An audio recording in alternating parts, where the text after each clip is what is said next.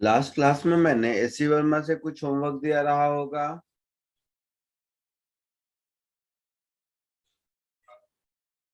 Yes sir. और assignment 1 भी दिया हुआ है शायद। कुछ पूछना है उसमें से?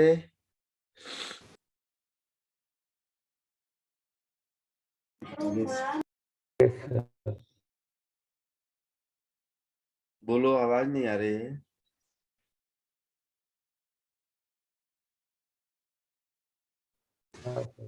एससी वर्मा का 12।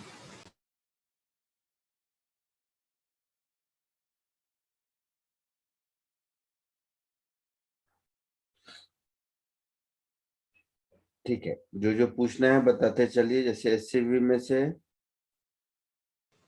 10 और 12। 10 और 12 और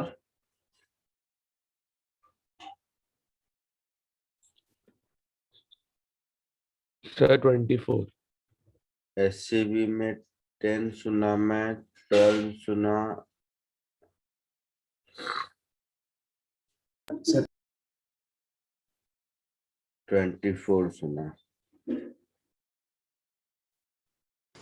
22 का बी और सी का।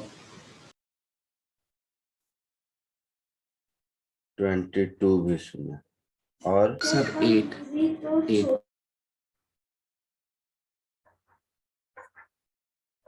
8 और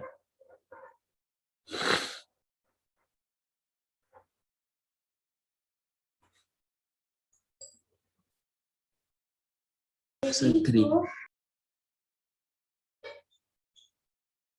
3 27। 27 दिया था होमवर्क। हाँ सर। हाँ सर 30। 27 और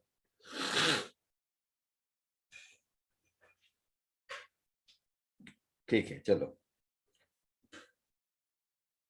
सबसे पहले क्वेश्चन नंबर 3।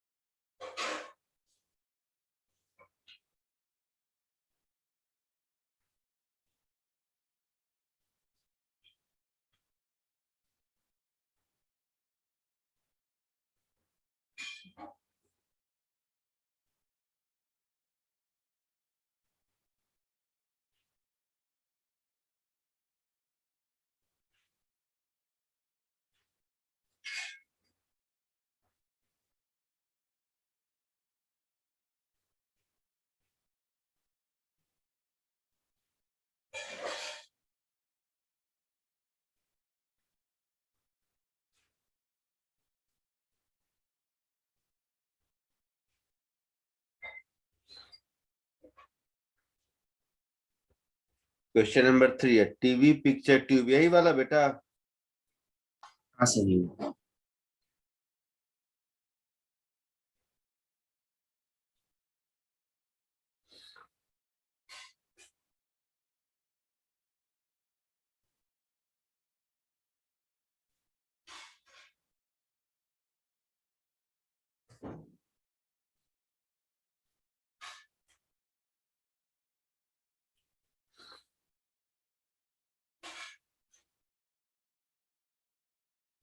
टेस्ट करने वाला।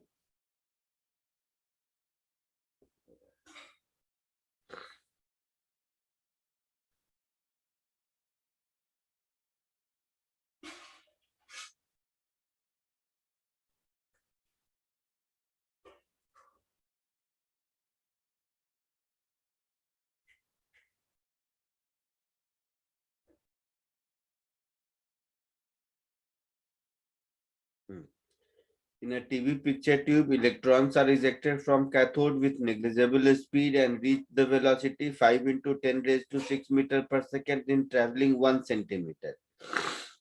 तो देखो, initial velocity 0, displacement 1 centimeter,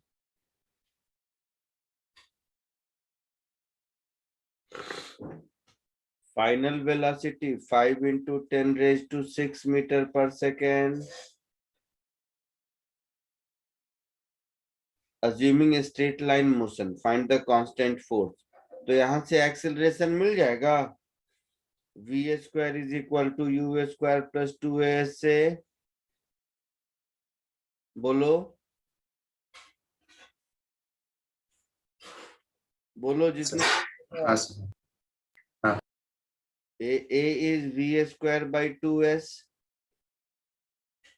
होगा। तो आपसे फोर्स पूछा है, तो फोर्स क्या होगा, mass into acceleration, that is mv square upon 2s। Values put कर दीजिए, 9.1 minus 31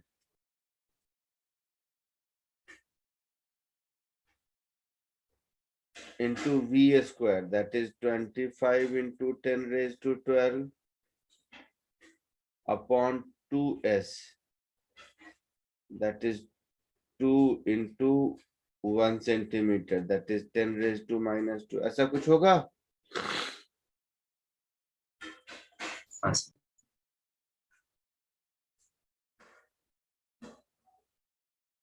10 raised to minus 17 बचेगा ये। देखो ऐसा कुछ है answer? Yes. 25 into 9.1 divided by 2 into 10 raised to minus 17 Newton।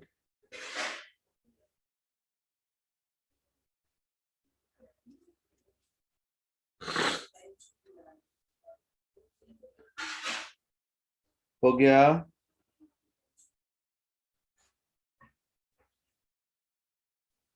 हो गया? हाँ सर।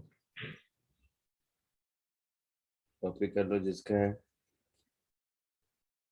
थर्ड के बाद है 8, 10, 12। 8 को देखते हैं।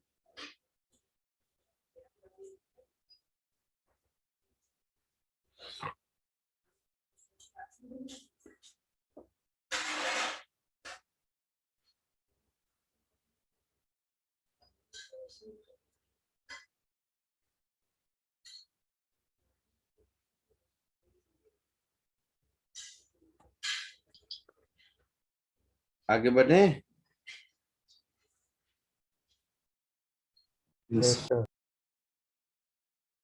Next, question number 8. Raindrop of radius 1 millimeter and mass 4 milligram are falling with a speed 10 meter per second on the head of a bald person. The raindrop splashes on the head and come to rest.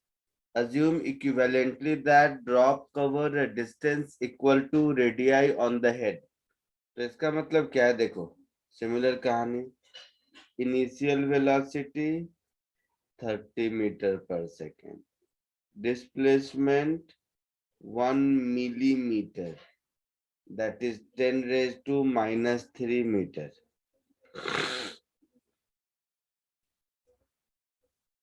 come to rest, तो final velocity 0। ठीक है,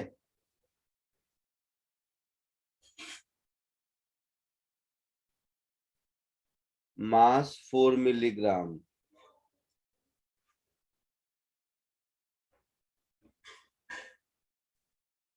that is 4 into 10 raised to minus 3।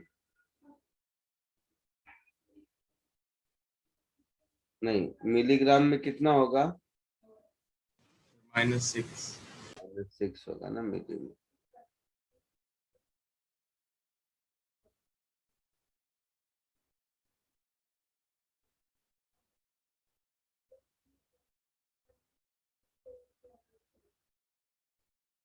ठीक है, नहीं -6 तो micro में होगा, मिली में 10⁻³ ही होगा ना शायद। फिर 10⁻³ ग्राम होगा ना, और ग्राम 10⁻³ kg है। अच्छा, -6 होगा, -6 कर दो। क्या कह रहे थे, हाँ, एस्टिमेट द फोर्स एक्सर्टेड। तो अगेन यहाँ से v² is equal to u² plus 2as से v0 है, तो एक्सिलरेशन हो गया -u²/2s, तो फोर्स हो गया mass into acceleration, that is -mu²/2s। ये फोर्स क्या हो गया, force on the rain drop हो गया ना, यस सर। ये हो गया force on the rain drop. तो जितना रेन ड्रॉप पे फोर्स लगाएगा उतना ही फोर्स रेन ड्रॉप हेड पर लगाएगा, है ना। Yes sir. Therefore, force exerted by the raindrop on the head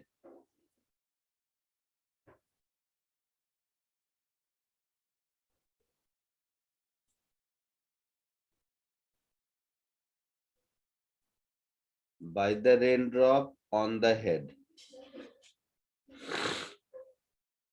ये हो जाएगा इसी का positive value mu²/2s। Values put कर दो, मास कितना है 4 मिलीग्राम,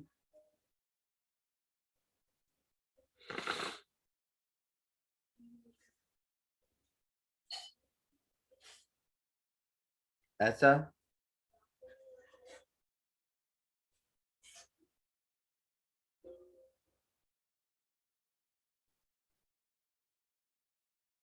u कितना था,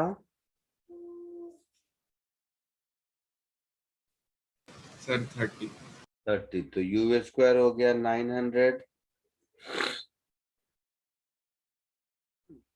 और डिस्प्लेसमेंट कितना था, 1 मिलीमीटर। कितना, 1 मिलीमीटर। तो 1 into 10⁻³ -3। देखो तो आया आंसर 325 मिला के -1, 2 2 जा 4, 9 2 जा 18, 1.8 न्यूटन है आंसर। Yes sir.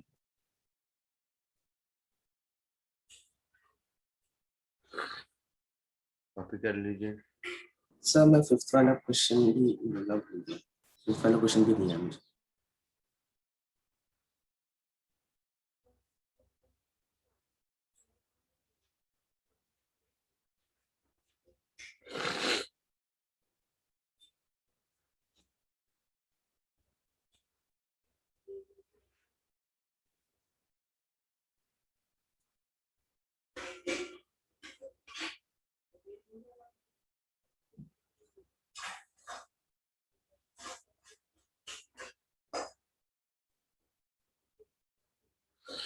इधर देखो फिफ्थ वाला,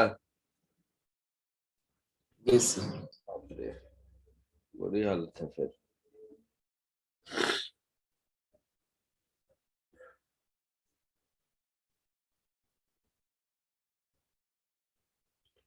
Two blocks equal mass m tied with each other through a light string. One of the blocks is pulled along the line joining them with constant force F. Find the tension in the string joining block.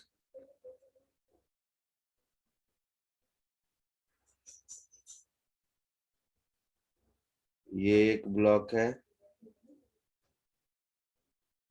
और ये एक और block है, ये क्या होगा?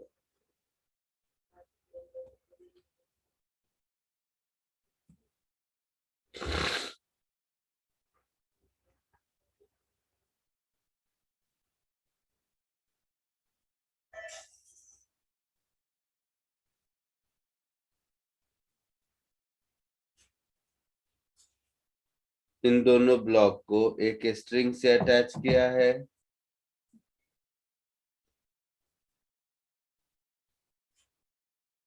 और constant force F से पुल कर रहा है। तो दोनों में से किसी एक को ले लो, मान लो मैं इसी को ले लेता हूँ। कांस्टेंट फोर्स F से पुल कर रहा है। ये दोनों ब्लॉक आइडेंटिकल है, हाँ या ना? बोलो जिसने पूछा है। Yes, sir. तो इन दोनों का टेंशन इस पर T इधर लगेगा, इस पर T इधर लगेगा। ये दोनों कॉमन एक्सेलरेशन A से इधर जा रहे हैं। तो इस ब्लॉक का इक्वेशन ऑफ मोशन लिखूंगा मैं, F minus T is ma, Yes. और इसका इक्वेशन ऑफ मोशन लिखूंगा मैं, T is equal to ma, है ना? हाँ सर। दोनों को ऐड कर दीजिए।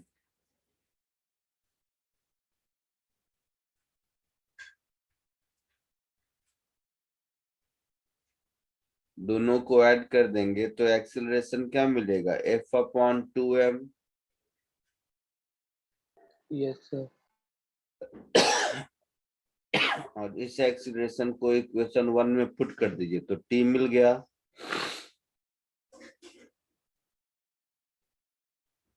टेंशन नहीं पूछा था ना? Yes sir.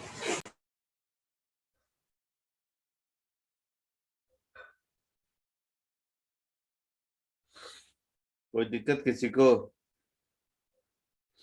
नहीं। जिसको नहीं समझ में आया था बताओ, आया आंसर अभी? हाँ सर। एट्थ हो गया, एट्थ के बाद फिफ्थ हो गया। बेटा टेंथ जिसने पूछा था, टेंथ अभी नहीं सिखाया है, बाद में। ठीक है सर। अब बचा ट्वेल्थ, 22, 24, 27। ट्वेल्थ देखते हैं।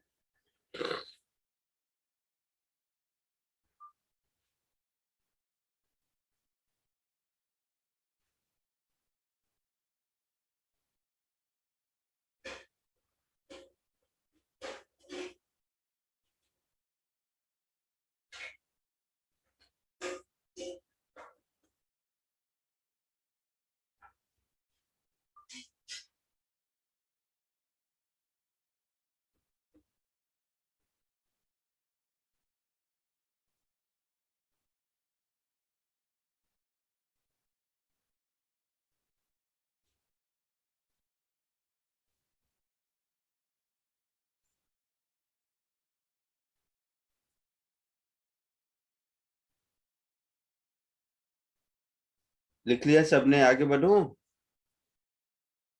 यस। ठीक है।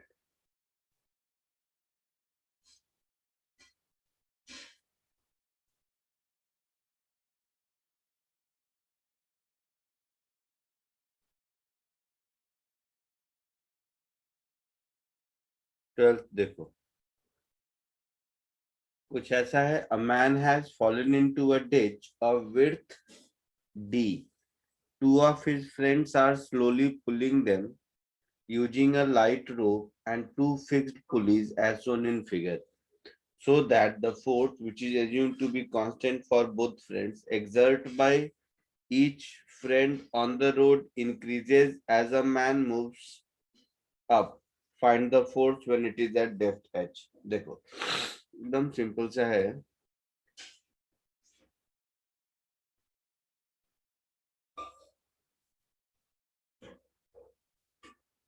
इस फ्री बॉडी डायग्राम को इधर देखो, थोड़ा इसको ठीक कर देता हूँ।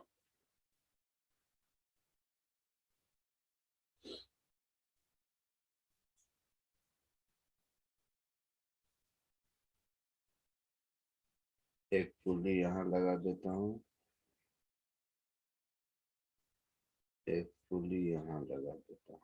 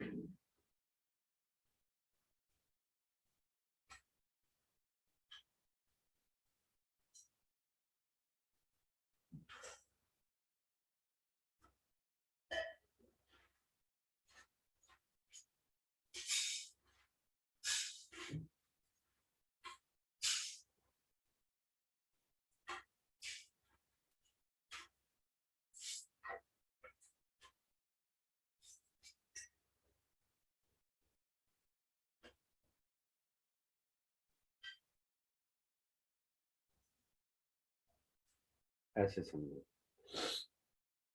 ये इधर हो गया तो मैं यहाँ से इसको कट कर देता हूँ नीचे से।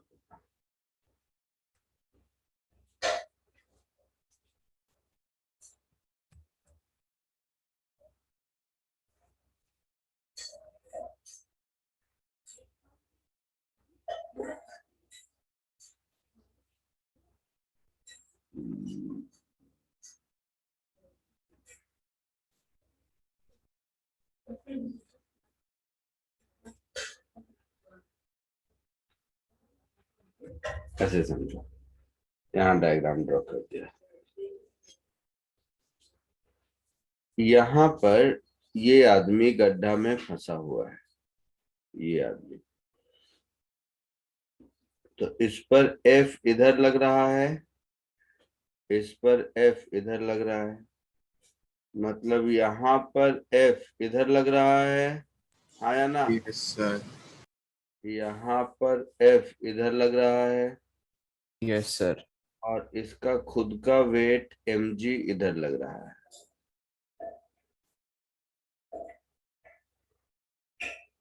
अब देखो,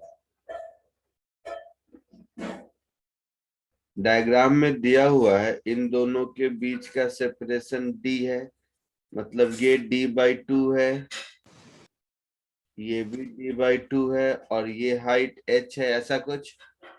यस सर। तो मान लो ये एंगल थीटा है तो ये भी थीटा होगा, होगा। Yes sir. तो यहाँ से आपको दिख रहा है कि 2f cos theta, 2f cos theta mg के बराबर होगा, हाँ सर। है ना? तो f की वैल्यू mg/2 cos थीटा होगी। Yes sir. इस डायग्राम से cos थीटा की वैल्यू पुट करके देखो क्या होता है।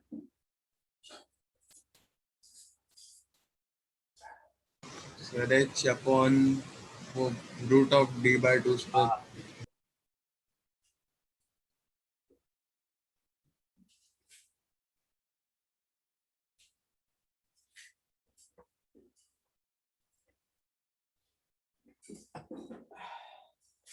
तो इस ट्रायंगल से cos थीटा की वैल्यू पुट कर दो, हाँ सर। तो यही वाला फोर्स पूछा है। Yes sir. देखो आंसर मैच किया।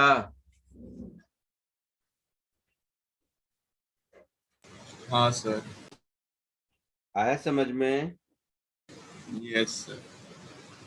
तो mg/2 cos theta b/h, that is h upon under root h square plus d square by 4, ऐसा होगा। हाँ सर। So finally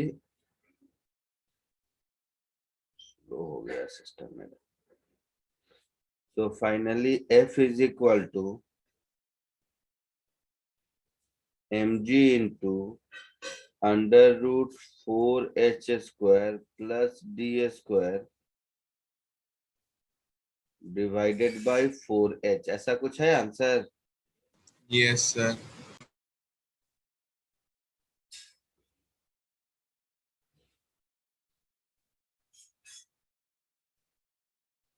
कॉपी कर लो। Sir, हाँ, सर वो क्वेश्चन में वो लाइन का क्या मतलब है? The force exerted by each friend on the rope increases as the man moves up. देखो h डिक्रीज करने से F इंक्रीज कर रहा है, यस सर। वही मतलब है। हाँ, समझा सर। कैसे पता चला लेकिन h डिक्रीज करने से F इंक्रीज कर रहा है? सर सर इनवर्सली प्रोपोर्शनल है। ऊपर भी तो रूट में h है।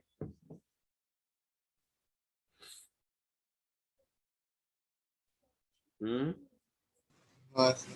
तो कैसे पता चल गया? हाँ सर खाली करते हो। देखो ऐसे पता चला। इस एक्सप्रेशन को थोड़ा और ठीक कर देते हैं। mg h बाहर ले लिया तो ये हो गया रूट के अंदर 4 प्लस d बाई एच का whole square divided by 4h। So finally mg by 4 under root 4 plus d by h का होल स्क्वायर, यहां से पता चला। अब तो क्लियरली दिख रहा है h डिक्रीज होने से f इंक्रीज करेगा। Yes sir. आई बात समझ में?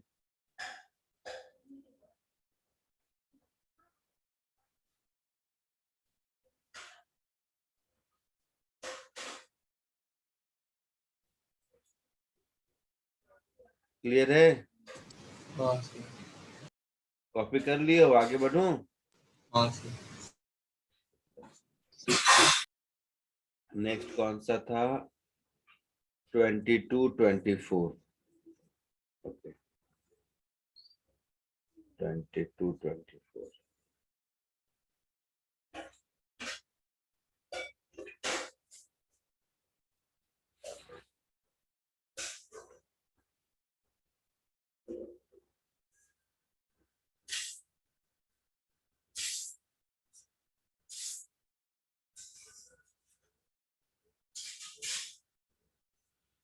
ट्वेंटी टू बहुत अच्छा क्वेश्चन है।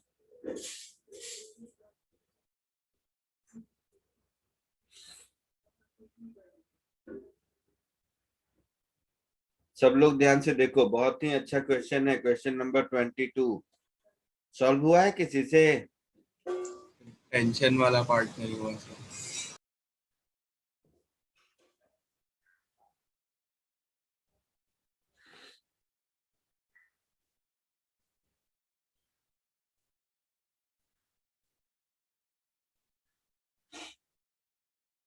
इधर देखो,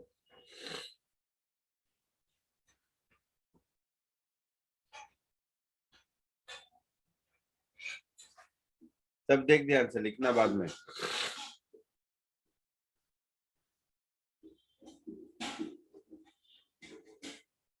अरे नहीं, ये तो इजी है। शिट, मुझे दूसरा क्वेश्चन लगा था, एक बहुत अच्छा क्वेश्चन है। नहीं, ये तो फर्जी है। इन a simple Latud machine, two equal unequal masses m1 m2,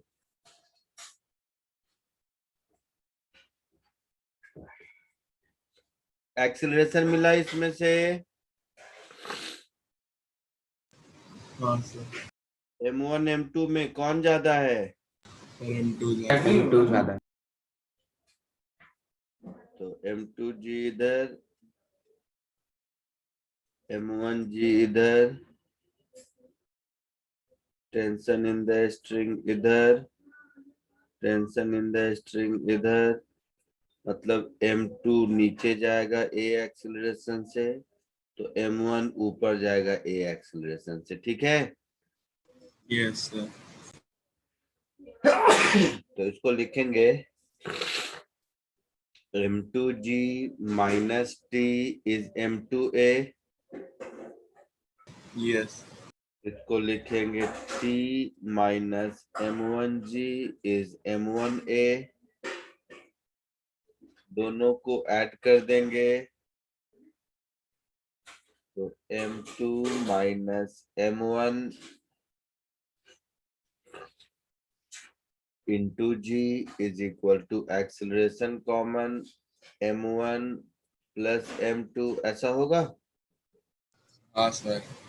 So acceleration a will become m2 minus m1 into g divided by m2 plus m1 ऐसा होगा. Yes, sir. तो 600 minus 300 3 upon 9 g by 3 होगा. Yes, sir. अच्छा, question A, distance travelled by the first block in first 2 second. तो initially rest पर था, हाँ sir. Acceleration मिल गया, तो डिस्टेंस क्या होगा, half a t square. Yes, sir. So half into g by 3 into first 2 second मतलब 2 स्क्वायर. तो 4g by 6 मतलब 2g by 3 ऐसा कुछ है answer. Yes, sir. B part, find the tension in the string. A का value equation 1 या 2 में से किसी एक में रख दो. मान लो 2 में रख दिया तो tension T is m1 into g plus a होगा ऐसा. हाँ sir. So m1 into g plus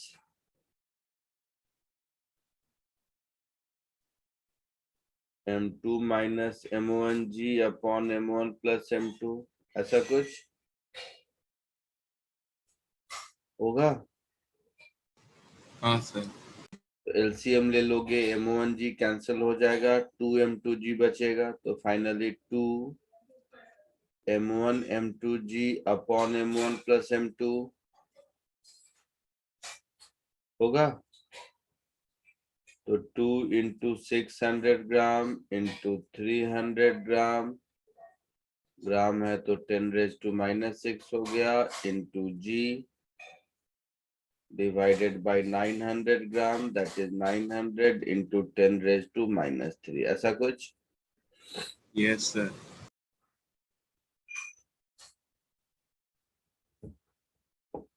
देख लो 3 ये कैंसिल हुआ तो -3 बच गया.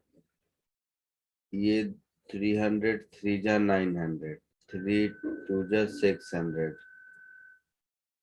तो -3 करेंगे तो 0.4g ऐसा कुछ है. Yes, sir.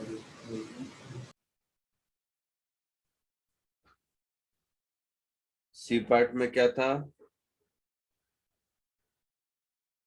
Find the force exerted by the clamp on the पुली. बताया था पुली पर 2T फोर्स लगाएगा क्लैंप.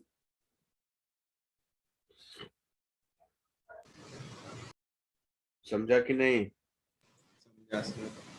पुली का बॉडी डायग्राम देखोगे तो क्लैंप इस पुली पर फोर्स F लगा रहा है, पुली पर टेंशन T इधर लग रहा है इस स्ट्रिंग का और इधर लग रहा है. पुली इक्विलिब्रियम में है तो F Yes, sir. 2T के बराबर होगी. Yes, sir. 0.8 g Newton answer. हाँ sir. आया समझ में सबको. हाँ सर. कॉपी कर लो जिसका कुछ बचा हुआ है.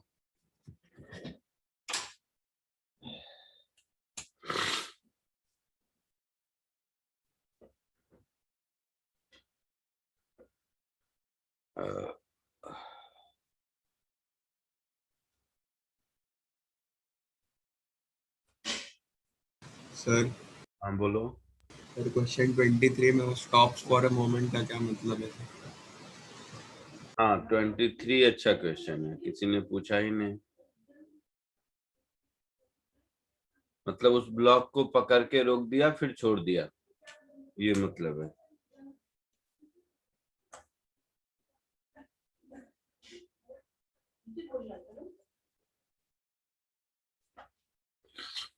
स्टॉप फॉर अ मोमेंट का मतलब वो नीचे गिर रहा था, उसको रोक दिया, मतलब उसकी वेलोसिटी फिर 0 कर दिया, फिर छोड़ दिया।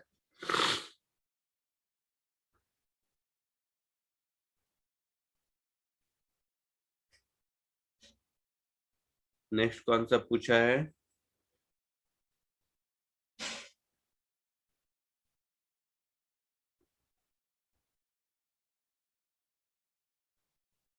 हो गया, आगे बढ़ूं?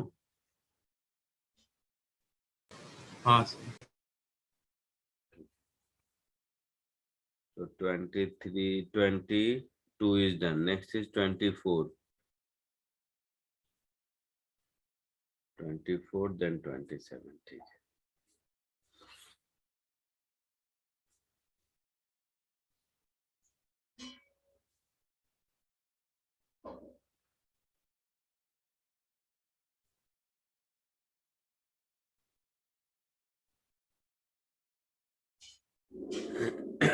ट्वेंटी फोर देखो।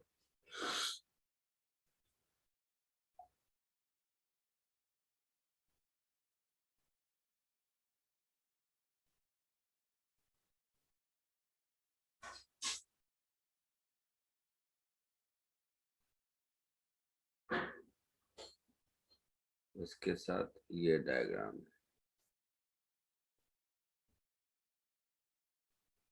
यहीं पे ड्रॉ कर देते हैं।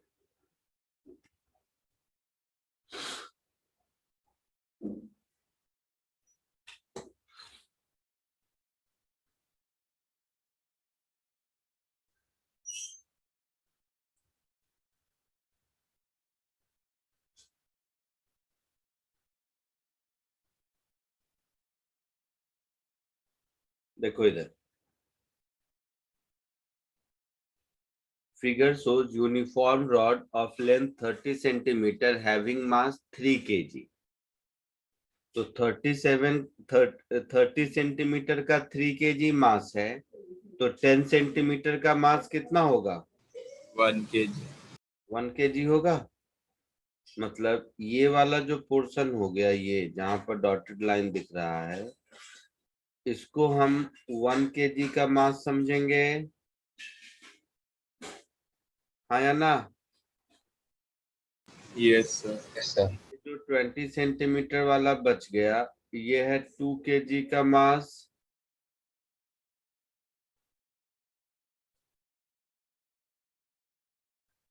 हो गया ऐसा? Yes sir. Find the force exerted by 20 centimeter part on the end of 10 centimeter part। मतलब ये 20 सेंटीमीटर और 1 सेंटीमीटर दोनों एक दूसरे पर कितना फोर्स लगा रहे हैं, ये पूछ रहा है। ठीक है, यही है ना? हाँ सर। तो इस क्वेश्चन को मैं अब ऐसे कर दूं कि ये हो गया 1 kg,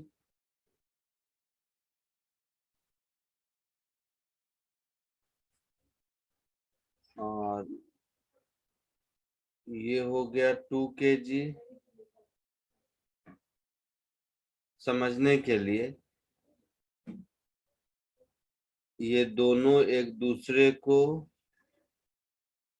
फोर्स F से पुल कर रहे हैं, एक दूसरे पर लगा रहा है। इस पर इधर लग रहा है 32 न्यूटन, और इस पर इधर लग रहा है 20 न्यूटन। यही कहानी हो गई। Yes sir. ये दोनों डायग्राम सेम है, ये बात समझ आया? ये है 1 kg, ये है 2 kg। इस डायग्राम को मैं ऐसे ड्रॉ कर दूं तो कोई दिक्कत? बोलो। नहीं सर। मुझे क्या ढूंढना है? रेफ। ढूंढना है। सॉल्व होगा अब? हाँ सर हो जाएगा। करके बताइए, आप ही लोग आंसर बताइए।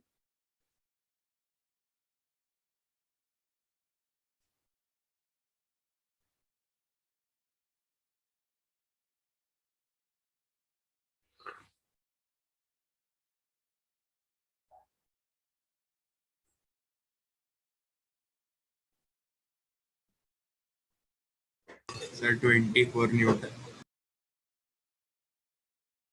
देख लो आंसर, जो भी हो मुझे नहीं पता। वही है very good. Sir. Last class में एक क्वेश्चन था ना जिसमें आपने बोला था रोप के मिडल में क्या फोर्स होगा, वो इससे हो जाएगा। हाँ हो जाएगा। ठीक है सर।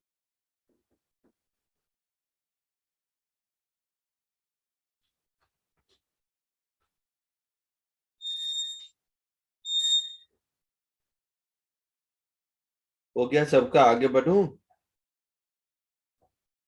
Sir 1 minute. हाँ सर।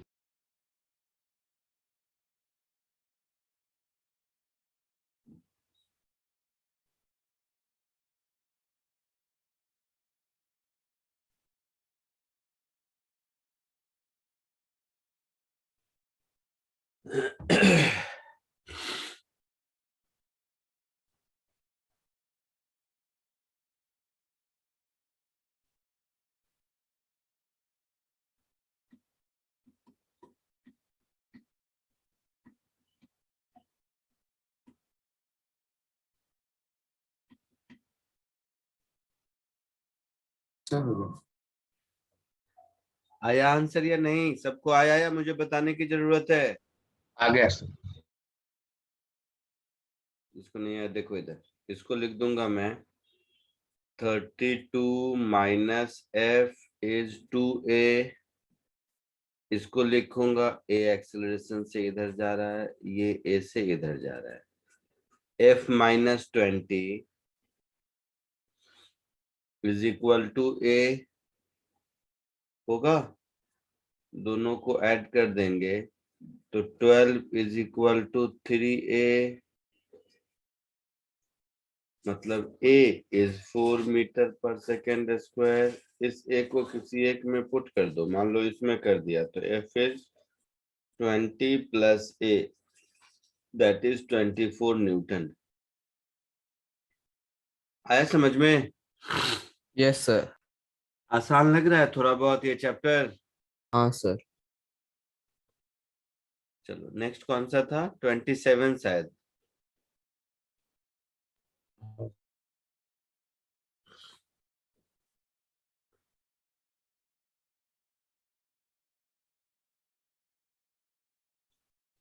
असाइनमेंट 1 दिया, वो किया तुम लोगों ने?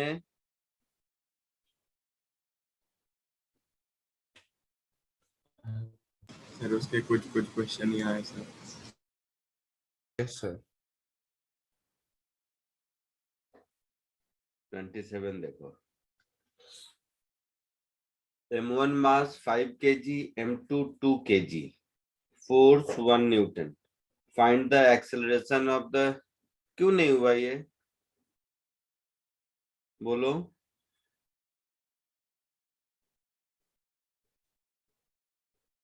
बताओ तो सही, होना चाहिए था, क्यों नहीं हुआ?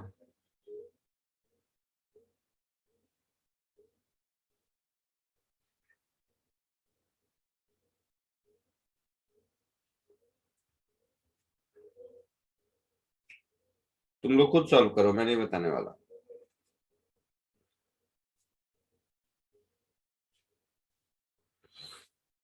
मैं जस्ट फ्री बॉडी डायग्राम बता देता हूँ, इसके आगे खुद कोशिश कीजिए।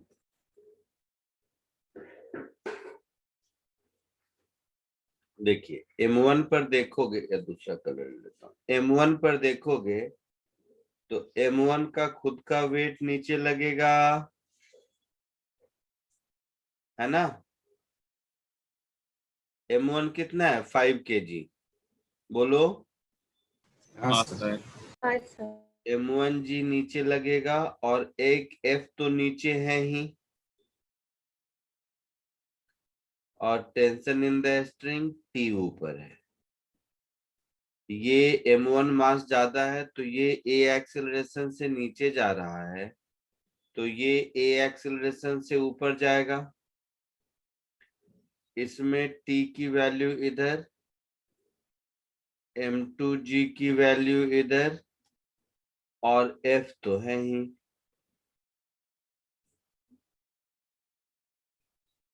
होगा? Yes sir. तो खुद से सॉल्व करके देखो। अभी के अभी मैं यहीं रुका हुआ हूँ, क्योंकि ये चिंदी है, ये होना चाहिए खुद से।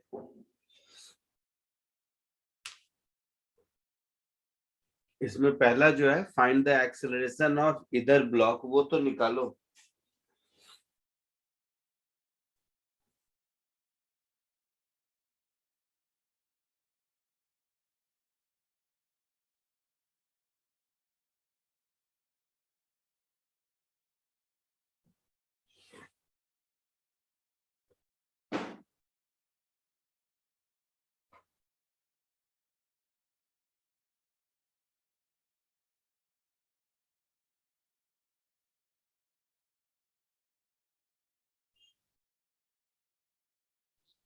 एक्सेलरेशन आया 30/7।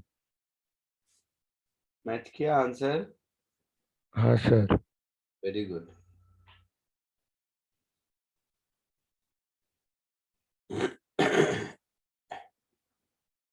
सर जी का वैल्यू दिया नहीं है तब तो क्या 10 9.8 क्या लें? 0.8, सर जी का वैल्यू सर अगर क्वेश्चन में नहीं दिया हो 9.8। ठीक है सर।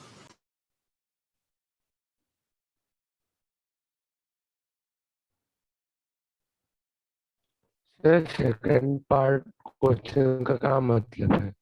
बताता हूँ, पहले फर्स्ट पार्ट का सबका हो जाए, फिर सेकंड पार्ट भी बताता हूँ। सर एक्सेलरेशन जी के इक्वल है तो 9.8 होगा ना? एक्सेलरेशन जी के इक्वल आया आंसर। नहीं सर 3/7 जी है।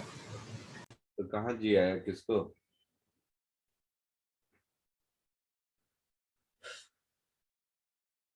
हाँ सर। अलग अलग आ रहा है सबको। नहीं सर, आया आया कैलकुलेशन मिस्टेक। कौन सा कैलकुलेशन है इसमें जिसको कैलकुलेशन मिस्टेक कहते हो? सर वो गलती से ना प्लस का माइनस हो गया, सॉरी।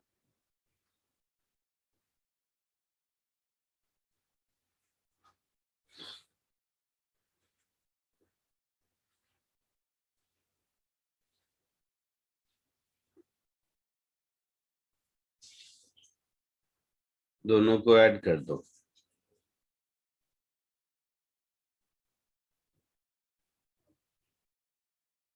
दोनों को ऐड कर दिया।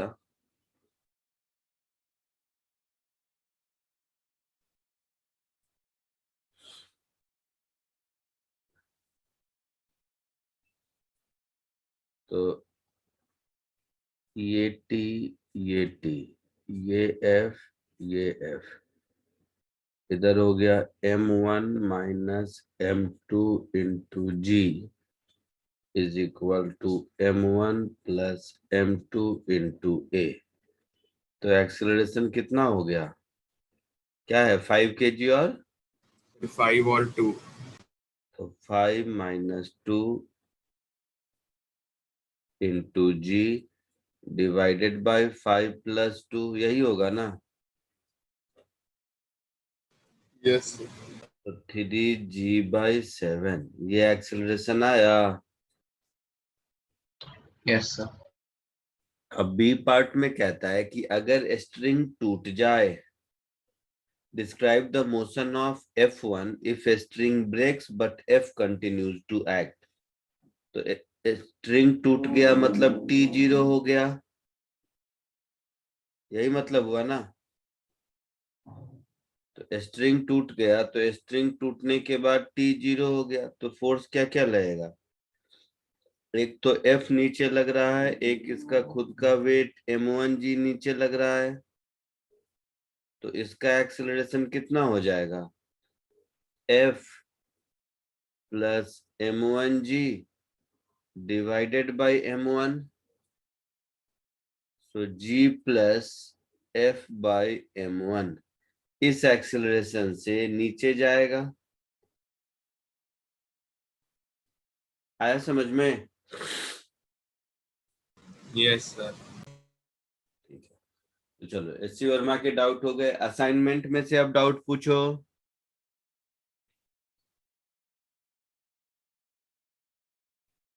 असाइनमेंट 1 तुम लोग बोल रहे हो कुछ ही क्वेश्चन हुआ, बहुत नहीं हुआ, इसका मतलब उसमें होंगे डाउट्स पूछने को। Yes sir. बोलिए। सर 12। 12 और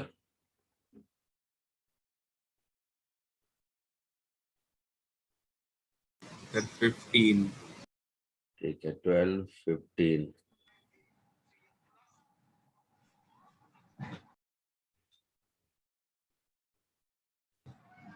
17। 16. ठीक है। सो असाइनमेंट 1,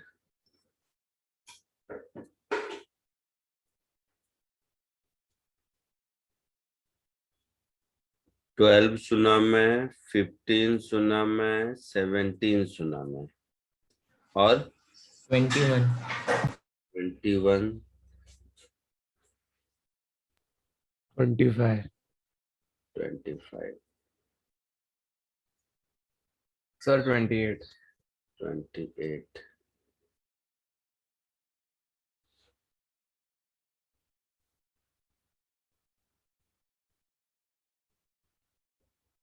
हो गया। सर 23।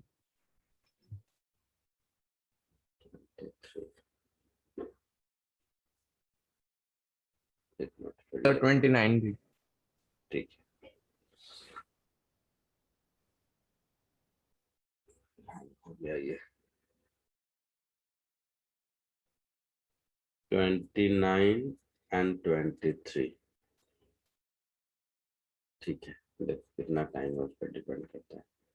सबसे पहले 12 और 15, तो 12th देखो।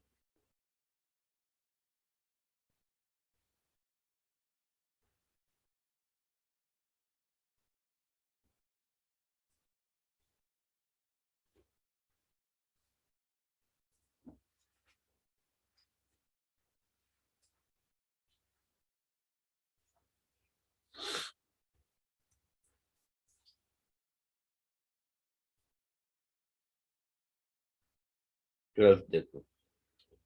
A flexible chain of weight W hangs between two fixed point A and B at the same level. The inclination of chain with horizontal वो थीटा है. What is the tension in the chain at end point? देखो इतना simple question है। And point पर जितना tension होगा उतने ही, tension का मतलब क्या हुआ, जितने फोर्स से चेन पॉइंट ए को पुल कर रहा है उतने ही फोर्स से पॉइंट ए का सपोर्ट चेन को पुल करेगा न्यूटन थर्ड लॉ से। Yes sir. अच्छा, तो मान लो यहां पर tension in the chain T है, ध्यान से समझना। ए लॉन्ग टेंजेंट होगा, Yes, sir. In the chain T है, तो ये अगर टी है, अब दूसरा कलर, इसका मतलब है ये टी फोर्स से पॉइंट ए को पुल कर रहा है, तो न्यूटन थर्ड लॉ से पॉइंट ए उतने ही टी फोर्स से चेन को पुल करेगा। Yes sir. तो चेन का फ्री बॉडी डायग्राम देखोगे तो चेन का डब्ल्यू नीचे, चेन पर एक टी इधर लग रहा है और चेन पर एक टी इधर लग रहा है, ये जो ब्लू वाला टी है वो चेन वॉल पे लगा रहा है, समझ रहे हो इस बात को? हाँ सर।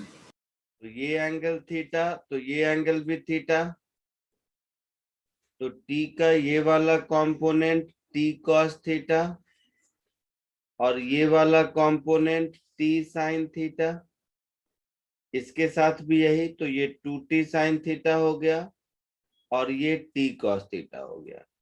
तो ये t कॉस थीटा एक दूसरे को कैंसिल कर रहा है और ये 2t साइन थीटा इसके वेट को बैलेंस कर रहा है। Yes sir. Yes, sir. तो 2t sine theta should be equal to w, तो t is equal to w upon 2 sine theta होगा। So w upon 2 into cosec theta, ऐसा answer होगा। आया समझ में? हाँ सर। क्लियर है सबको? समझ के लिख लो, ये ब्लू वाला is the force exerted by the chain on point A and B, और ब्लैक वाला is force exerted by point A and B on the chain.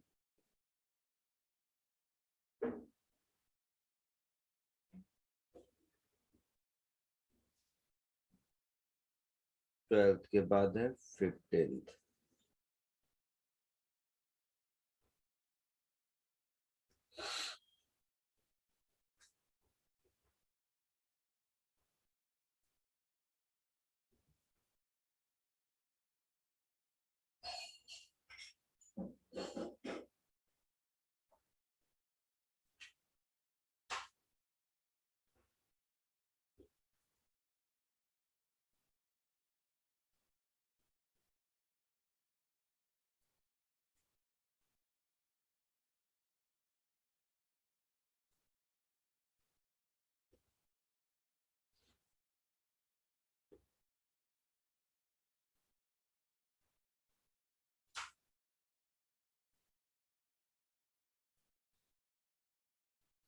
आगे बढ़ूं?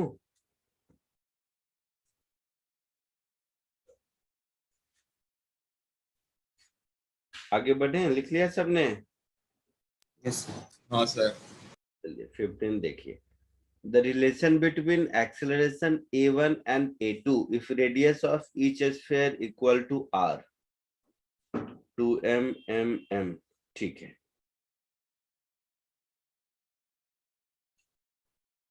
देखो इधर, हम्म,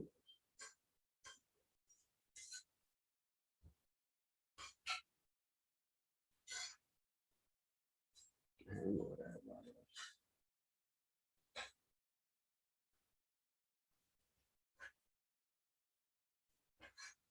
इधर देखो, इस 2m को देखो, 2m का फ्री बॉडी डायग्राम, 2mg नीचे है ना, इन दोनों के बीच का फोर्स इस पर इधर लगेगा और इस पर इधर लगेगा। Yes sir. एक मिनट, जरूरत ही नहीं है, ये तो कंस्ट्रेंट का क्वेश्चन है, केवल एक्सेलरेशन में रिलेशन चाहिए ना मुझे। हाँ सर।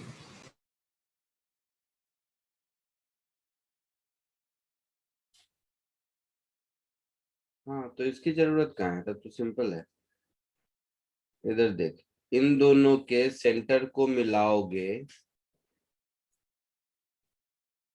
तो ये डायरेक्शन हुआ a1 का, हुआ, यस सर। और ये डायरेक्शन हुआ a2 का, हुआ। हाँ सर।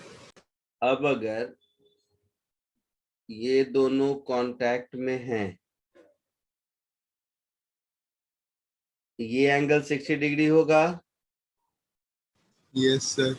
तो ये 30 डिग्री होगा और ये 60 डिग्री होगा। हाँ सर। अच्छा, तो A2 का ये वाला कंपोनेंट A2 cos 60 होगा। Yes, sir. और A1 का ये वाला कंपोनेंट A1 cos 30 डिग्री होगा। Yes, sir. तो ये दोनों इक्वल होगा। कंस्ट्रेंट में पढ़े थे ना, दो ऑब्जेक्ट कांटेक्ट में रहता है तो along line joining acceleration same होता है। हाँ sir. cos 60 is 1/2 and cos 30 is √3/2। तो यहां से मिला A2 is equal to √3A1।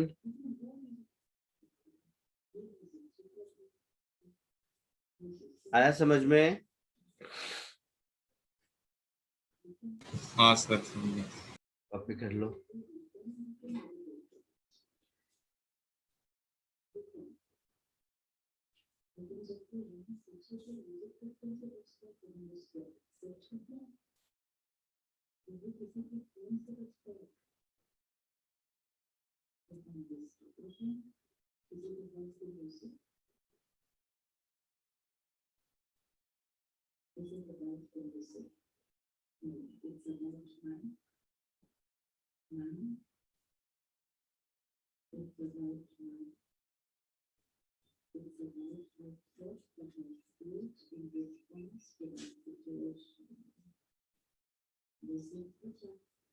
आगे बढ़ूं?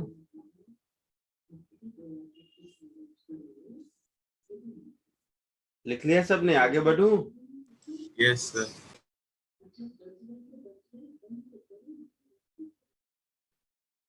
Next 17।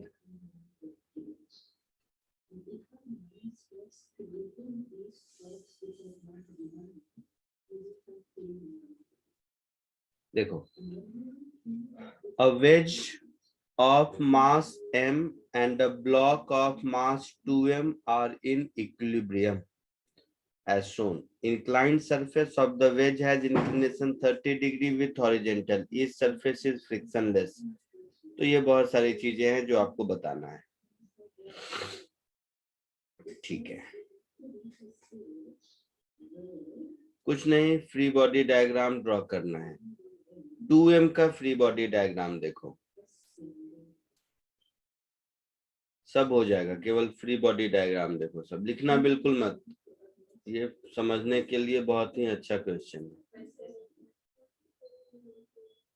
Free body diagram 2m का देखो, ये जो 2m है इस पर इसका खुद का वेट 2mg नीचे लगेगा। Yes, sir. आया ना? Yes, sir.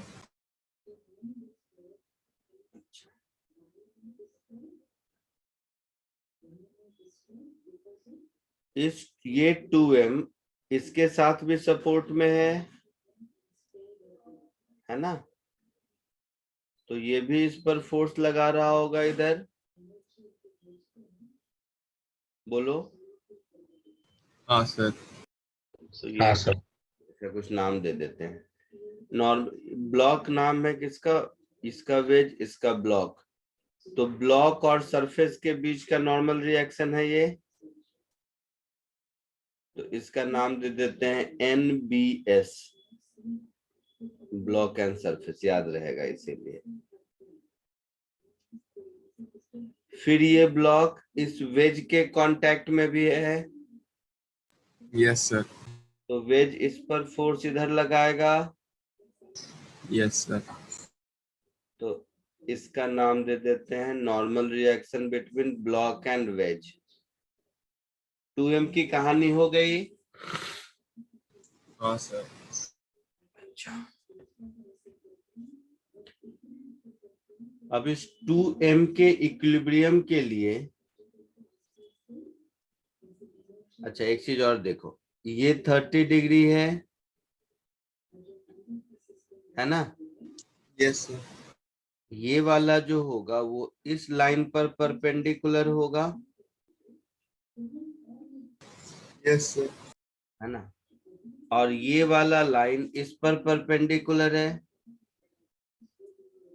मतलब ये हुआ कि ये इस पर परपेंडिकुलर है,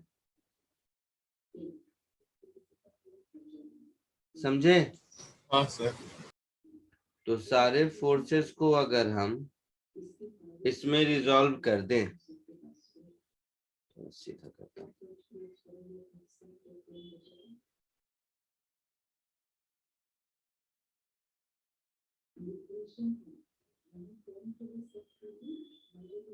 क्या हो गया ये?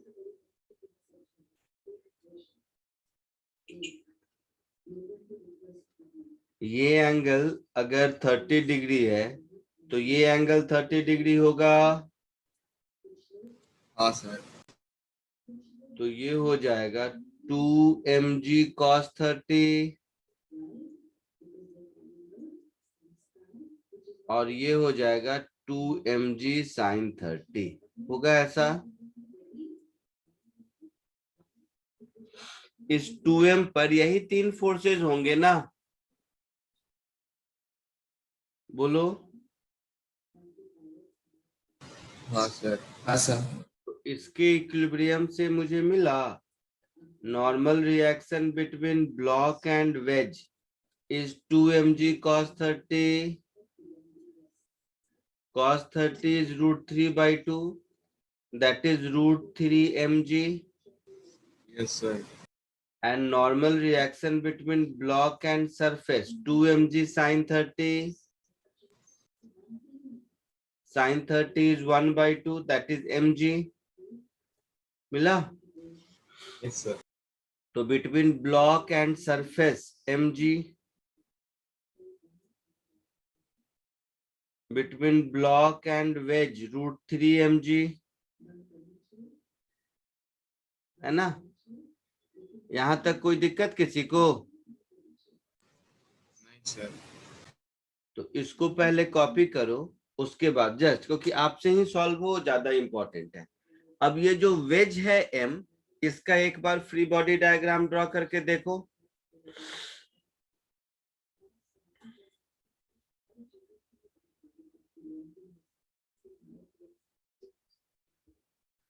इसको कॉपी करके फिर ऐसे ही वेज एम का फ्री बॉडी डायग्राम ड्रॉ करके देखो।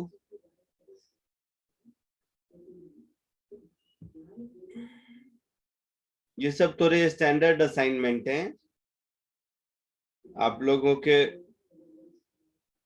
एससी वर्मा बुक के डिफिकल्टी लेवल से कहीं ज्यादा है, इसीलिए पहले एससी वर्मा करना चाहिए, फिर मेरे असाइनमेंट करने चाहिए।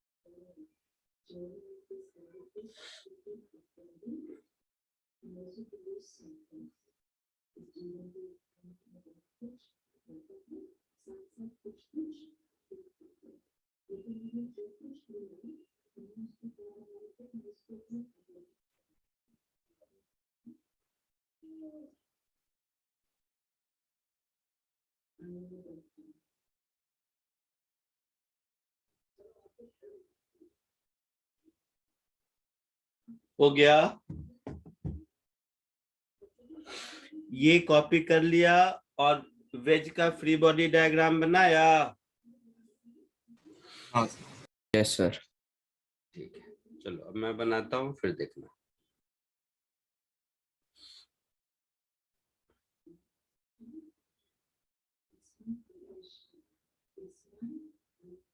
अब देखो, free body diagram of M.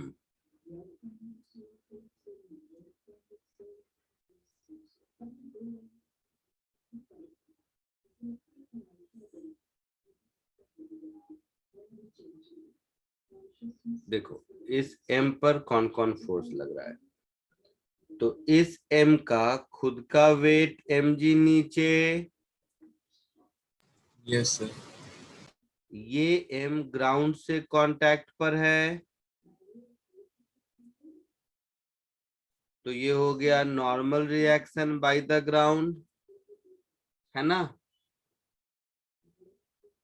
बोलो, ग्राउंड या हॉरिजेंटल सरफेस कुछ लिखा हो, हॉरिजेंटल सरफेस है तो ऐसा लिख दो, normal reaction by horizontal surface, ये ज्यादा सही रहेगा। ठीक है, अच्छा। इसके बाद राइट और लेफ्ट दोनों साइड वॉल हैं, यस सर। तो उसका नॉर्मल रिएक्शन कुछ लग रहा होगा, तो इसको लिख देते हैं normal reaction by vertical surface wall. तो ये एक का राइट दूसरे का लेफ्ट, दोनों का रिजल्टेंट कहीं इधर होगा। तीसरा, ये इंक्लाइंड प्लेन ब्लॉक 2m पर NBW फोर्स लगा रहा था, यस सर। तो ब्लॉक इस पर उतना ही NBW इधर लगाएगा। Yes sir.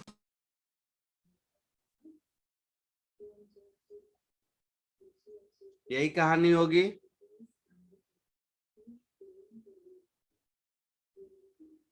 इसके अलावा कोई फोर्स होगा? बोलो जल्दी सोच के। ये 4 फोर्स होंगे या और कुछ होगा? इतने ही होंगे। नहीं होंगे। अब इसका इक्विलिब्रियम, ये हॉरिजेंटल से कितना एंगल होगा? वर्टिकल से 30 डिग्री पर 30। होगा। वर्टिकल से 30, देखो ये वाला लाइन वर्टिकल से 30 बना रहा है, हाँ। तो ये वर्टिकल से 30 डिग्री पर होगा, तो ये हो गया NBW का साइन 30 कंपोनेंट, यस सर। ये हो गया NBW का cos 30 कंपोनेंट। तो यहाँ पर इक्विलिब्रियम के लिए हम लिख सकते हैं horizontal surface is mg plus NBW का cos 30 कंपोनेंट। NBW कितना है? √3 mg। तो ये है √3 mg, और cos 30 कितना होता है? √3/2। √3/2। तो 1+3/2 5/2 mg होगा। Yes, sir.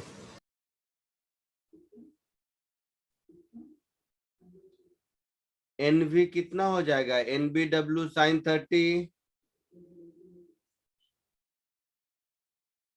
होगा।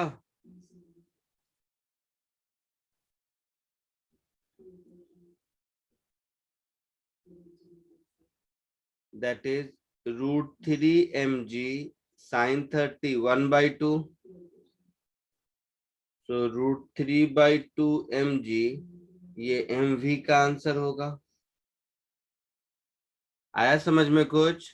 Yes, sir.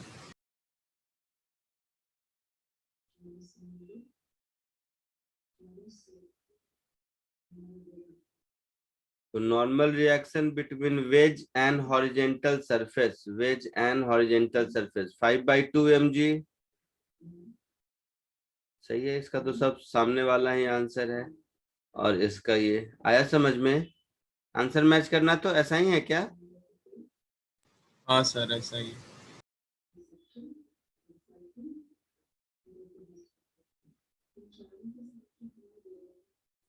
कॉपी कर लीजिए।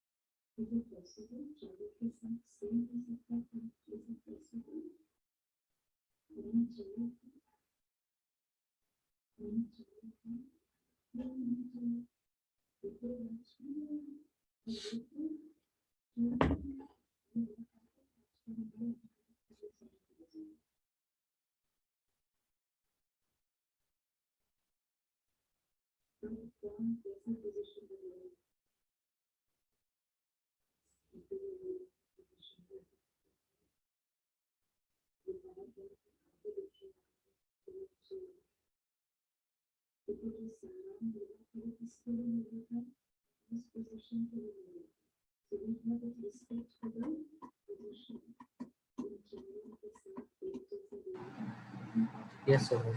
आगे बढ़े।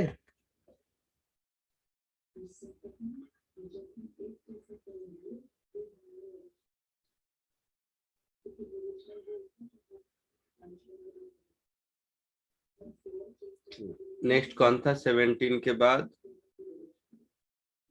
21, 23, 25। 21 देखिए।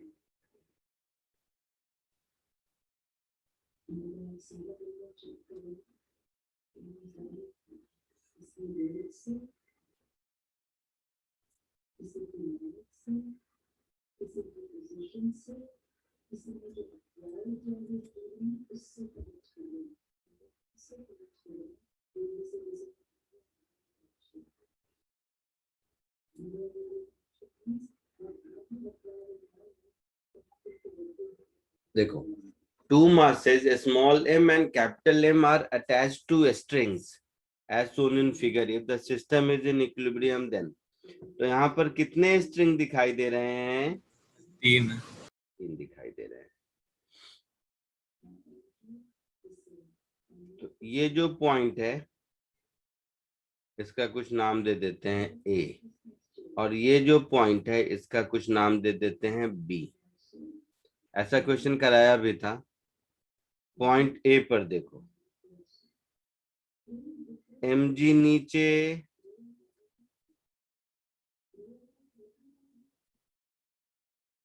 एक टेंशन T1 इधर, एक टेंशन T2 इधर, ऐसा कुछ।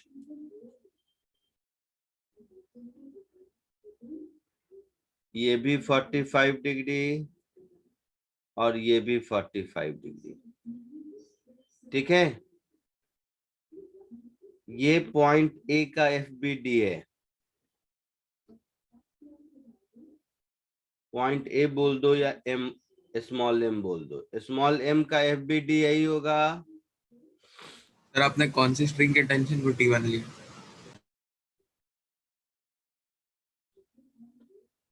हे भगवान, इसको 1 नाम दे देते हैं, इसको 2 नाम दे देते हैं, इसको 3 नाम दे देते हैं। अब ठीक है।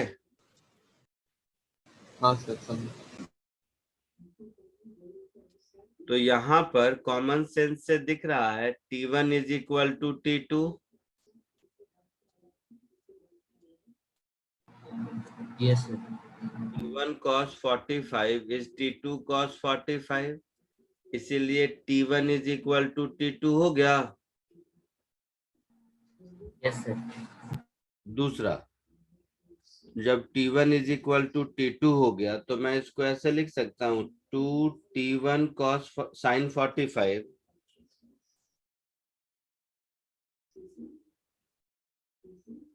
इज mg, है ना। Yes, sir.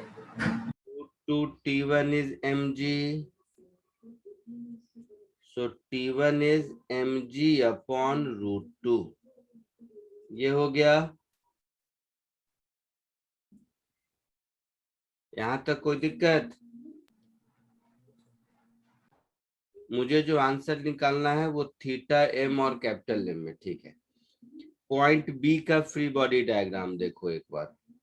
पॉइंट बी पर देखो, पॉइंट बी पर देखोगे, सब लोग देख ध्यान से पॉइंट बी पर।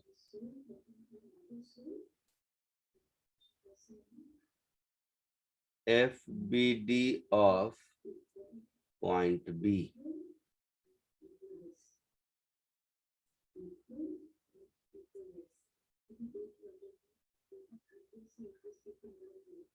एक तो mg नीचे, कैपिटल mg, हाँ या ना। हाँ सर। अच्छा, उसके बाद T1 इधर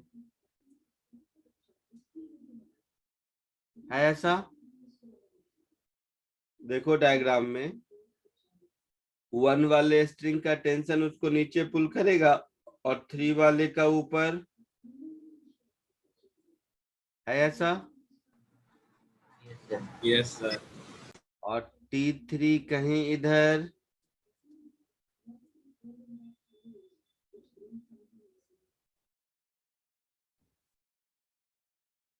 ये एंगल 45 डिग्री है और ये एंगल थीटा है ऐसा। Yes sir. तो देखो यहां से मुझे मिलेगा T3 cos theta is T1 by √2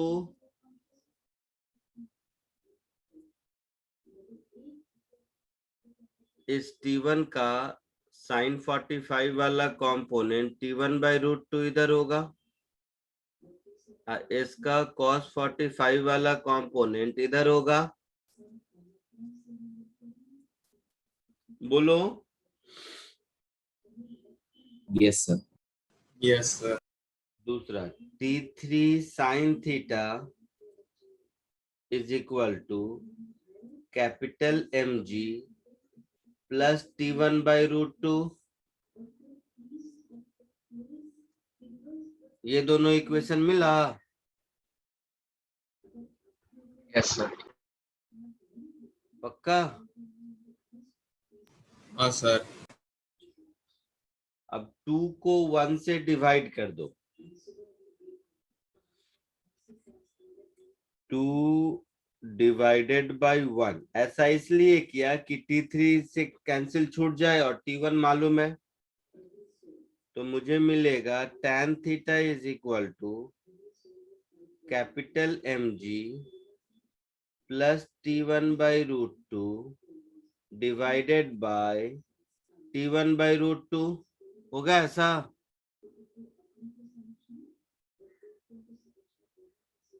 तो ये कुछ ऐसा हो जाएगा √2 capital mg upon T1 plus 1 होगा। बोलो। और T1 क्या है? Small mg by √2। T1 है small mg by √2, Yes, sir. तो √2 capital mg upon small mg by √2 plus 1।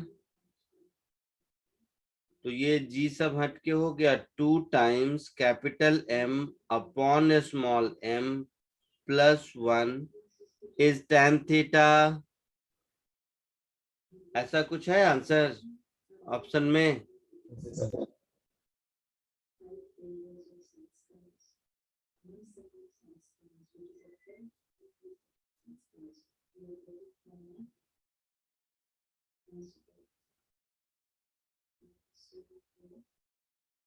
ए ही है शायद। आया समझ में? लिख लो समझ के इसको।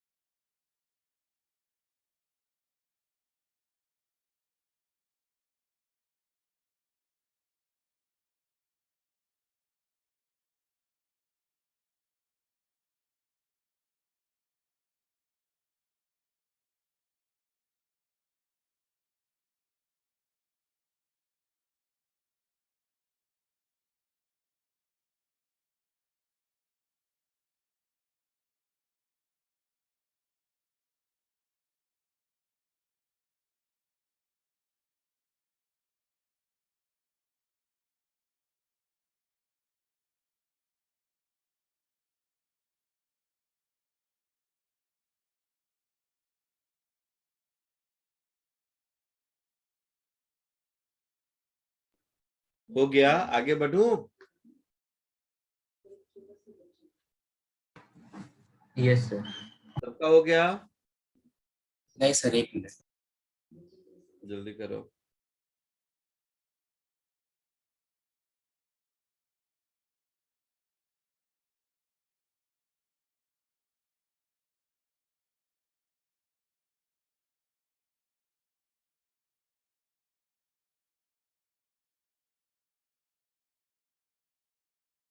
सर हो गया।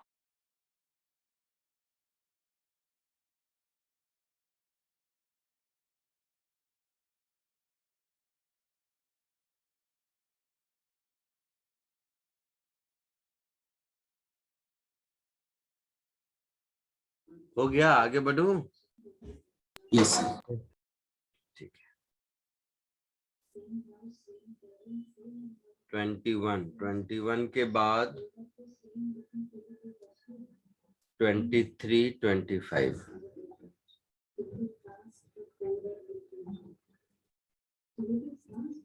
23 देखते हैं।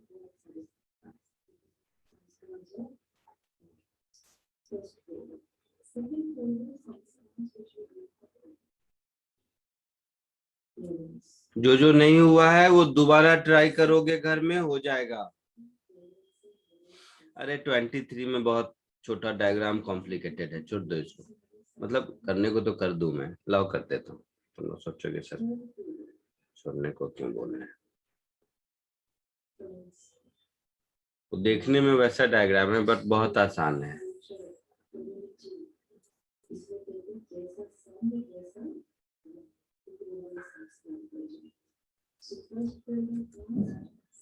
वो तुम लोग इतना बड़ा देख के डर गए होगे, कुछ किए नहीं होगे, नहीं तो एकदम चिंदी है।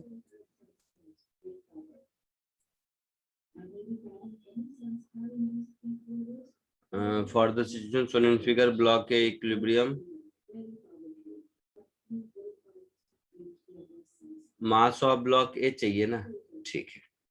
मैं अब केवल इस डायग्राम को एक बार फिर से कॉपी करता हूँ ताकि इतना बड़ा मुझे बनाने की का झंझट ना हो।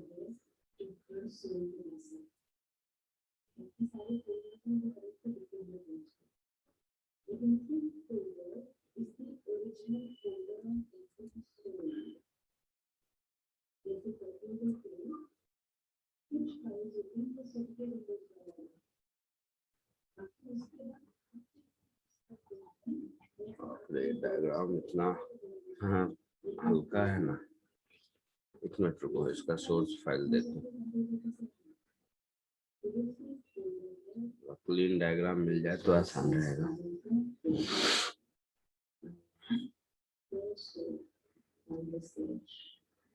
जब तक ओपन हो रहा है तब तक इसी से काम चलाते हैं। इसमें देखोगे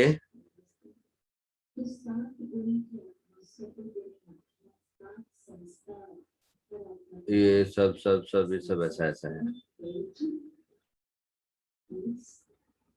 ठीक है।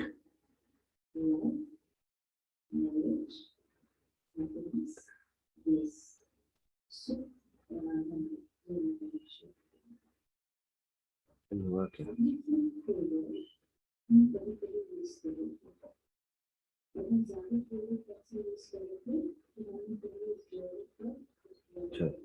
चलो इधर देखो, ध्यान से सुनना सब लोग। इतना कुछ इसमें टेंशन लेने की जरूरत नहीं है। स्ट्रिंग कौन कौन है ध्यान से देखो। एक स्ट्रिंग ये है जो मैं रेड कलर से ड्रॉ कर रहा हूँ। देखना कहाँ से शुरू हुआ और कहाँ खत्म हुआ। ये रेड कलर वाला ऐसे चला रहा है, चला रहा है, चला रहा है और यहाँ पर खत्म हो गया। रेड कलर वाला स्ट्रिंग इतना ही था, है ना? Yes sir. दूसरा ब्लैक कलर वाला स्ट्रिंग यहाँ से शुरू हुआ, एक,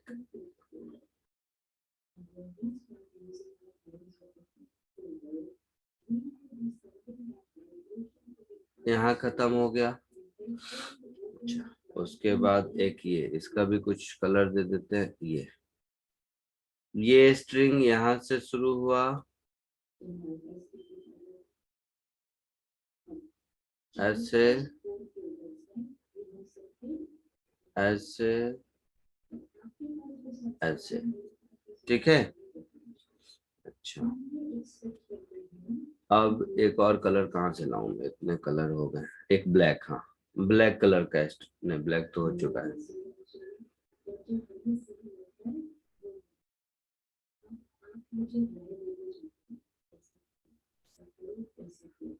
तो भी ये समझ ले कि ये हल्का वाला कलर लेता हूँ। ये स्ट्रिंग यहाँ से शुरू हुआ, ऐसे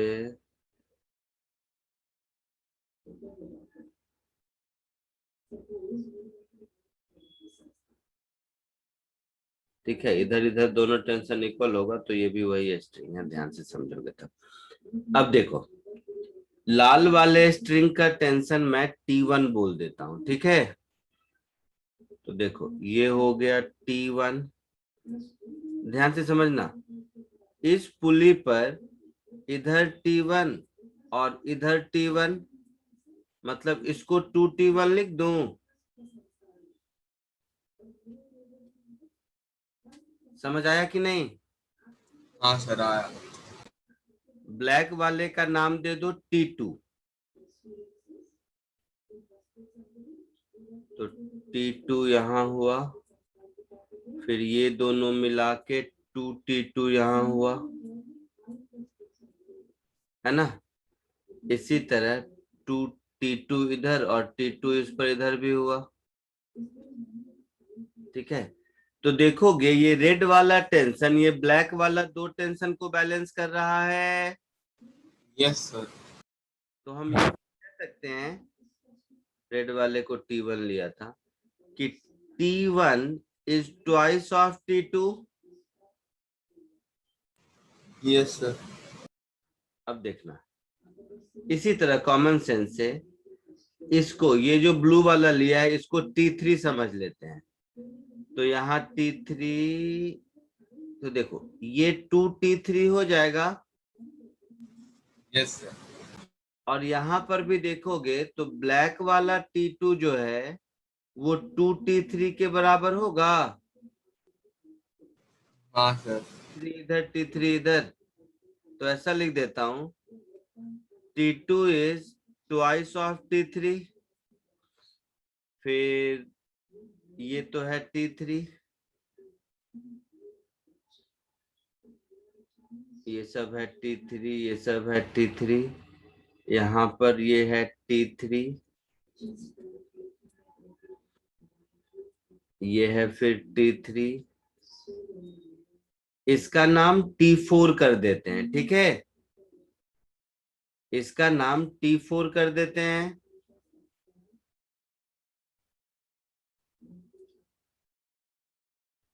तो यहां तक T4 आ जाएगा, और ये T4 है तो ये भी T4 रहेगा, इधर T4, इधर T4, इधर T4, इधर T4, इधर T4, तो ये भी T4 ही रहेगा, और ये भी T4 ही रहेगा।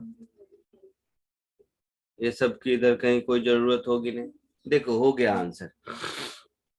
यहाँ पर T3 is 2T4 दिख रहा है, यस सर। तो T3 is 2T4, T2 is 2T3। अब देख सब हो गया, ध्यान से सब लोग सुनेगा। मैं इस 18 kg का फ्री बॉडी डायग्राम ड्रॉ कर रहा हूं, 18 kg का। तो देखो इस पर 2T1 ऊपर लग रहा है, यस सर। ये 2T1, और एक और T1 है, फिर 2T और 2T2, I mean T2 plus 2T2 दिख गया, हाँ सर। प्लस 2T दिखा। हाँ सर। ऊपर वाला कहानी खत्म, नीचे वाला देखो, ये T4 है, तो ये T4 इस पर इधर, तो यहाँ T4, T4 और ये 2T4,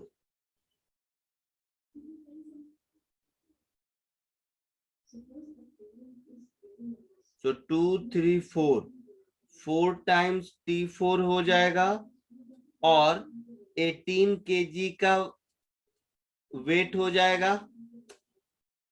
समझ रहे हो? Yes sir. Yes sir. तो 18G ऐसा हो जाएगा।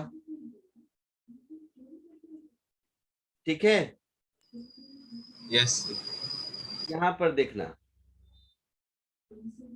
T4 और यहाँ T4, ये दोनों मिला के 2T4, इसका अगर करेंगे तो 2T4 is mass of A into G होगा।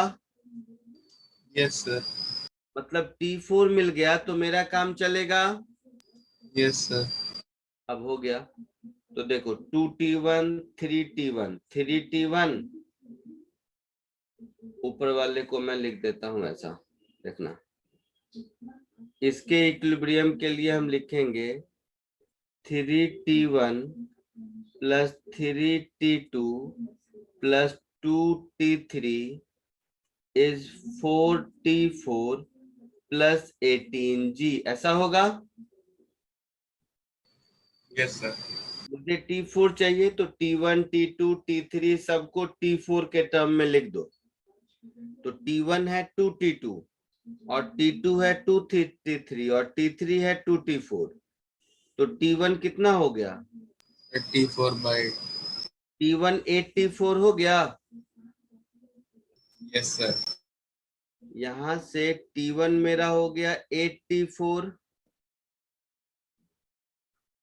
t2 मेरा हो गया 4t4 और t3 हो गया 2t4। हाँ या ना? हाँ, sir. अब ये वैल्यू पुट करो। 3t1 मतलब 8 3 जा 24 t4 प्लस 3t2 मतलब 12t4 प्लस 2t3 मतलब 4t4।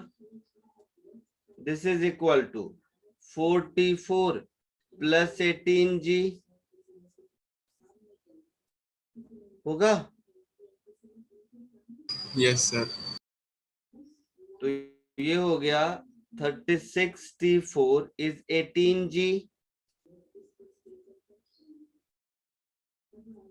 So t4 is g by 2. Yes, sir. अब इस t4 को यहां सब्स्टिट्यूट कर दो तो t4 is g by 2 मतलब ma into g is g। तो ma 1 kg हो गया। हाँ, sir. आया समझ में? Yes, sir. ये सब क्वेश्चन क्या है ना, ऐसे मत सोचो कि देख के डर गए, पहली बार प्रैक्टिस कर रहे हो इसीलिए। 1 kg है कोई ऑप्शन? हाँ दिखा बी। तो इसको क्या है कि डेफिनेटली ये जो मैंने असाइनमेंट दिया है ये आपके डिफिकल्टी लेवल जो बुकलेट का है उससे कहीं ज्यादा है, लेकिन ये कर लोगे तभी वो सब आसान लगेगा। ये तो फर्स्ट चैप्टर है फिजिक्स का जहां से मैंने असाइनमेंट देना शुरू किया है। मैं देखूंगा रिस्पांस, अगर सही रहा तो ठीक है, नहीं तो इजी वाले असाइनमेंट दूंगा और क्या। लेकिन मेरा पर्पस है कि इस पर एकदम दिमाग पूरा लगा लोगे तो बाकी सारे जो बुकलेट और बुक ये सब है वो सब एकदम इजी गोइंग लगेंगे। कॉपी कर लो इसको समझ के। समझ के कॉपी कर लो। किसी को कुछ डाउट हो इसमें तो बताओ।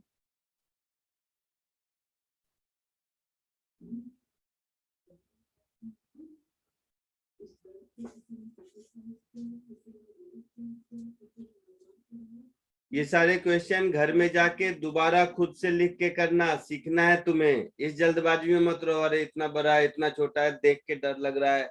ऐसे देख के डरता रहेगा तो सब छोड़ के भाग जाएगा। इसलिए घर जाके इन सारे क्वेश्चंस को फिर से अटेम्प्ट कीजिए, ठीक है? Yes, sir. चलो इसको कॉपी कर लो। असाइनमेंट 1 में बहुत लोगों ने नहीं पूछा है और भी बहुत डाउट होंगे मुझे मालूम है, तो घर जाके उसको दोबारा कीजिए। अब बहुत हद तक दिमाग चलना शुरू हो गया होगा। Yes, sir. दोबारा से हाँ, sir. को अटेम्प्ट करोगे तो थोड़ी लाइफ आसान लगेगी, हो सकता है। Yes, sir. तो कॉपी कर लो। आज के लिए इतना ही, नेक्स्ट लेक्चर में मिलते हैं। जिसका जिसका कॉपी किया हुआ हो जाए लीव कर सकते हैं, बाकी लोग Yes, कॉपी sir. करने के बाद लीव कीजिए। स्क्रीन ऑन रहेगा, मैं नहीं ऑफ कर रहा, रिकॉर्डिंग केवल बंद कर देता हूँ।